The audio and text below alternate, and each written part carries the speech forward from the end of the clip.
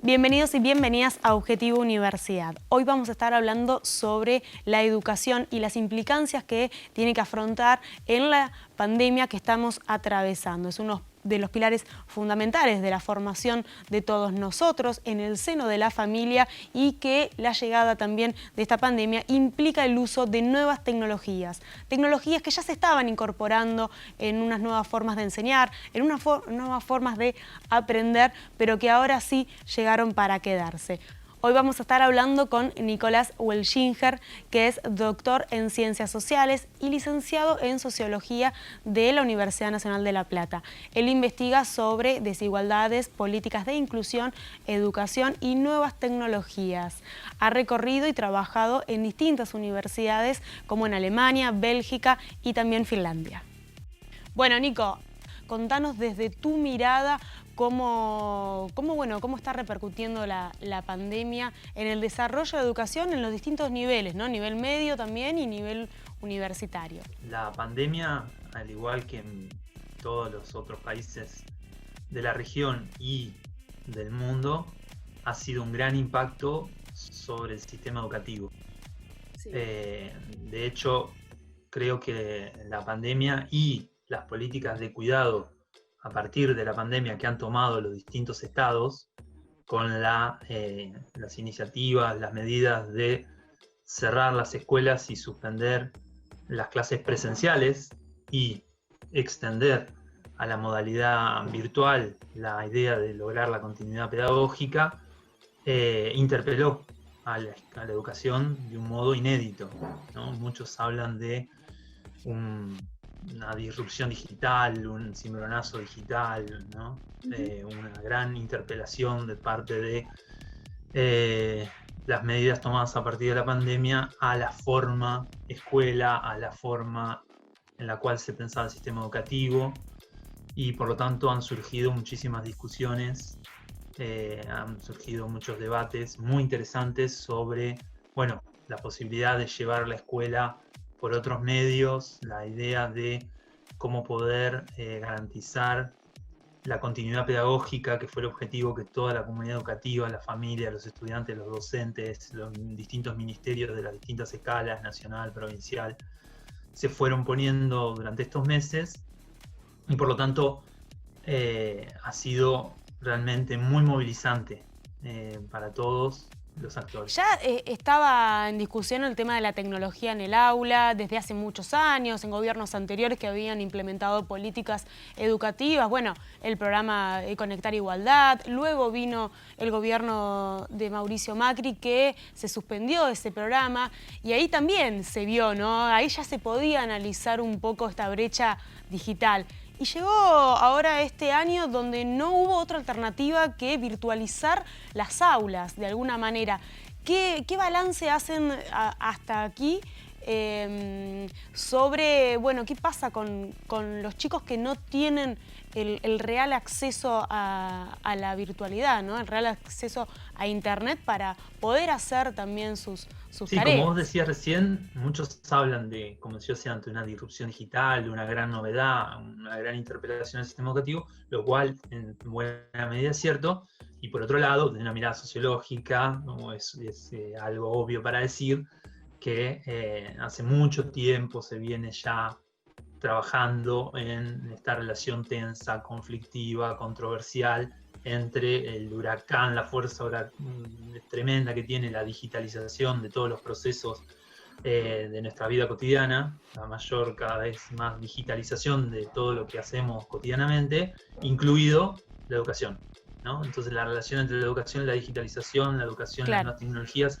es una relación de larga data, y en particular en nuestro país, por lo menos, como podríamos poner desde el 2010, con el lanzamiento del programa Conectar Igualdad, desde ahí que sobre todo la educación secundaria viene incorporando y viene dando debates sobre cómo incorporar las nuevas tecnologías, y en particular las tecnologías digitales en la educación. Por lo tanto, mucho de lo que hemos vivido en estos meses, de esta gran interpelación que fue la pandemia para la educación, retoma, quizás no de manera no tan obvia, quizás las conexiones no sean tan directas, pero sí innegablemente retoma las experiencias que los docentes, que los estudiantes, que las familias tenían en relación con las netbooks del programa Conectar Igualdad, con la idea de lo que se llama el modelo 1 a 1, un estudiante en una computadora, con muchos debates sobre cómo repensar el rol docente, ¿no? El docente como un curador de contenidos, el docente como un conector, el docente como un facilitador de contenidos, o las miradas más críticas sobre esa idea, de los estudiantes como nativos digitales, de los docentes como migrantes digitales, y que reponen la idea de la necesidad de pensar una pedagogía crítica en torno a las tecnologías. Es decir, hay un cúmulo de discusiones que ya se vienen, por lo menos hace 10 años, desde el 2010 con el lanzamiento de Conectar Igualdad, sosteniendo en la escuela, y eso también le permitió al sistema educativo argentino, con todas las dificultades que se han visto en estos años, responder rápidamente, porque apenas surgió la medida de no poder llevar adelante las clases presenciales y de lograr la continuidad pedagógica por otros medios, digamos, apenas surgió eso, el Estado, a través del Ministerio de Educación, lanzó Seguimos Educando, el programa a partir del portal Educar, que difundió los contenidos. En la provincia continuamos aprendiendo, y fue una respuesta que, si uno lo compara con otros países que a priori pensaría que están más avanzados en el tema, como por ejemplo Alemania, otras discusiones que se han tomado otro tipo de modelos pedagógicos, la idea de la digitalización o de la educación digital, la inclusión de las tecnologías en la escuela, venía mucho más atrasada que en Argentina. Entonces, hoy en día eso representa un nivel muy problemático en cuanto a cómo saldar esas desigualdades que surgieron, que ya venían también, y que surgieron a flor de piel con la pandemia. Sí, sobre todo, bueno, el rol siempre tan cuestionado del docente, ¿no es cierto?, del docente, del maestro en las escuelas, y estas comparaciones, y vuelvo a mencionar nuevamente en el gobierno de Mauricio Macri, cómo se veía un modelo finlandés de educación como algo, como un objetivo a llegar. Y te lo menciono porque, bueno, vos estuviste también en universidades de Finlandia y conocés el tema muy, muy de cerca. Bueno, ahora podemos decir que los docentes estuvieron y están, y seguramente van a estar a la altura de las circunstancias, porque los chicos no se quedaron sin clase. Una cosa es la conectividad, hasta la posibilidad de conectarse, pero otra cosa es también el rol de los docentes totalmente activos, ¿no?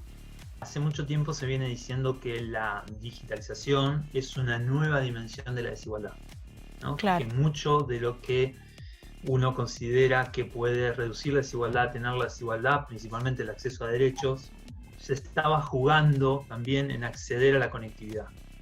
Y por lo tanto, hay una larga discusión y teorizaciones sobre cómo la conectividad debería ser considerada un bien público.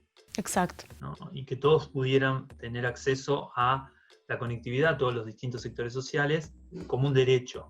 Incluso colocar dentro de la perspectiva de derecho la idea de la conectividad permitía regularla, el derecho a la desconexión, en el caso de todos aquellos que trabajan o teletrabajan o hacen trabajo digital, como los docentes a partir de ahora, ¿no? Que iba a decir, el caso de los países para mirar, y que siempre es importante mirar para poder inspirarse, pero también tener una distancia crítica con los países considerados modelos, como Finlandia, que vos mencionabas.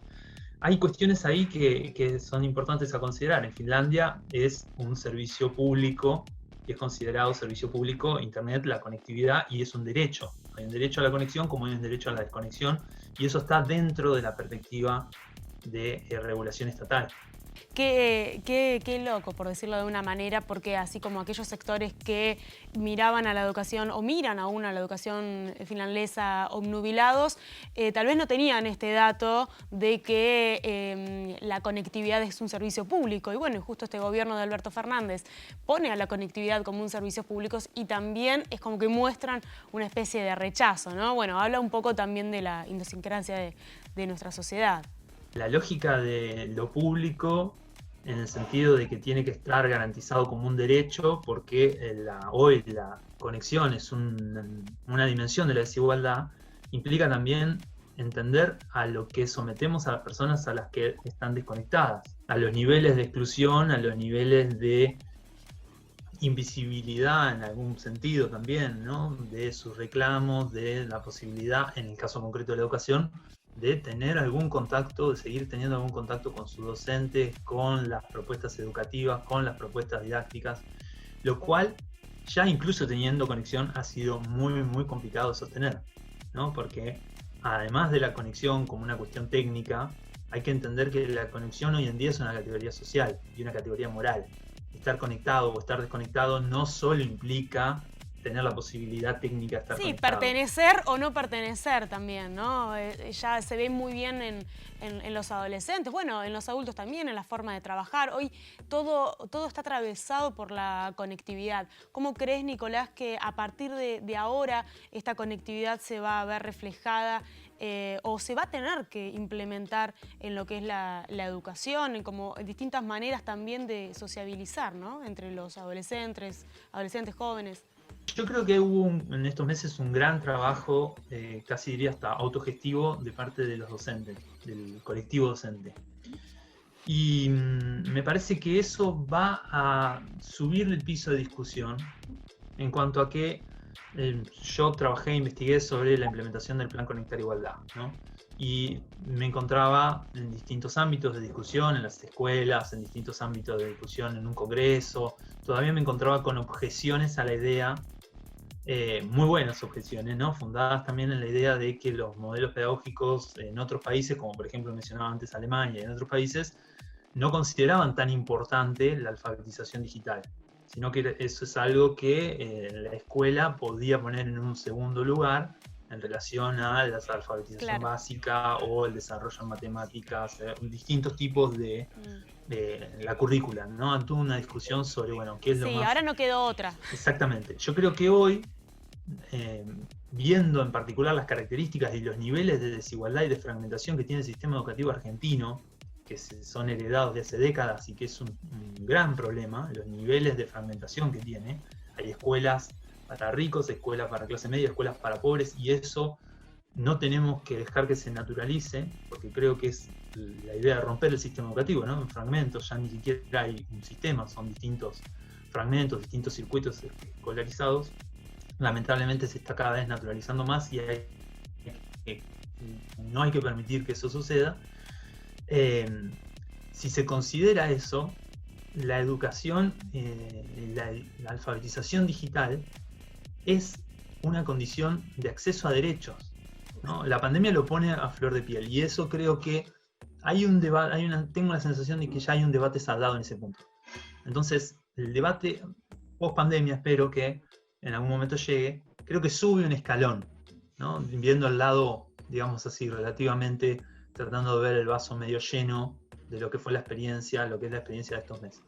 Por el otro lado, viendo, haciendo un diagnóstico sobre las desigualdades, creo que lo que hay que hacer es instalar en el debate público la necesidad de reforzar los recursos que va a necesitar el sistema educativo, la escuela, los docentes, para poder, aunque sea, intentar de solucionar los niveles de desigualdad a los que hemos llegado. Muchos adolescentes dicen que tienen más tarea, incluso ahora. El trabajo de los docentes también se potenció mucho más ahora. Entonces, yo creo que, como decía hace un ratito, bueno, la tecnología se va a tener que seguir aplicando, que llegó para quedarse, pero ¿cómo va a ser ese gran impacto cuando empecemos a volver a la manera presencial? ¿Cómo crees? Porque va a seguir al lado. Entonces creo que va a ser una clase mitad virtual, mitad no virtual. ¿Qué potencialidades ves a la tecnología luego de todo esto cuando ya se pueda presenciar? Como te decía antes, tratando de ver el vaso medio lleno, tratando de ver el lado positivo, creo que lo que ha sucedido es que hay en la experiencia ahora de las familias, sobre todo de aquellas que pudieron acompañar a sus hijos en el proceso de enseñanza-aprendizaje a través de la continuidad pedagógica, tratar de ayudarlos a través de las tareas que llegaban de los docentes a través de los grupos de WhatsApp o de Zoom. Sí, nivel de hartazgo también de tecnología, ¿no? De saturación, eso también es un impacto. Claro, creo que queda ahí la experiencia de la familia de darse cuenta lo difícil acompañar a alguien en un proceso de enseñanza y aprendizaje. Y eso puede permitir que se interpele a la sociedad en relación a que la docencia es una profesión. muchas veces, y el gobierno anterior lo hizo, vos mencionabas, ¿no?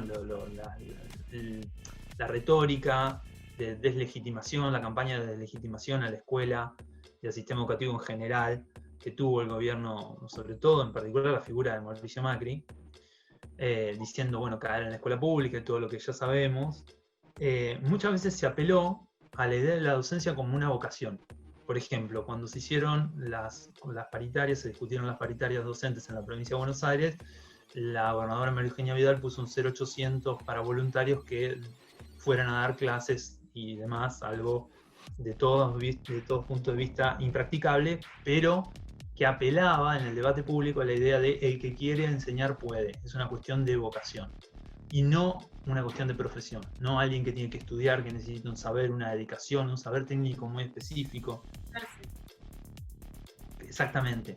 Entonces creo que esta experiencia de estos meses, para las familias que vieron lo difícil, la cantidad de horas, lo costoso, lo dedicado que tiene que estar una persona para acompañar a alguien en un proceso exitoso de aprendizaje y enseñanza, puede llegar a sentirse interpelado por una revalorización del discurso sobre la escuela y reconocer la necesidad de adecuar lo que se le demanda a la escuela, que es que debe comer, que cuide, que reduzca las desigualdades, que alfabetice digitalmente, con los recursos que le damos. Por ahí, para muchísima gente, es el primer lugar donde accede a la comida.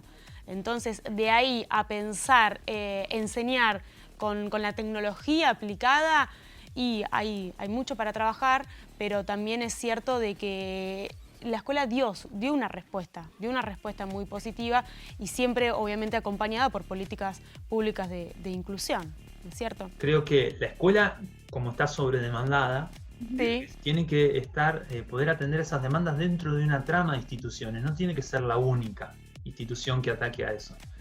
En este momento donde eso me parece que se puede ir respondiendo y se puede ir progresivamente complementando, considero que la posibilidad de que a través de tutores virtuales, por ejemplo, se extienda la jornada educativa y no se suspenda esto que se logró de un vínculo con las familias, con los estudiantes, a través de la continuidad pedagógica por las tecnologías, sino que a lo presencial se le sume esta posibilidad de seguir con, por ejemplo, tutores virtuales que ayudan con las tareas, o que contienen, o que responden sobre la ESI, o sobre distintas cuestiones que los adolescentes están muy presentes, y sobre lo cual para ellos es muy significativo en su vida cotidiana, implicaría reconocer que es necesario dar esos recursos, ¿no?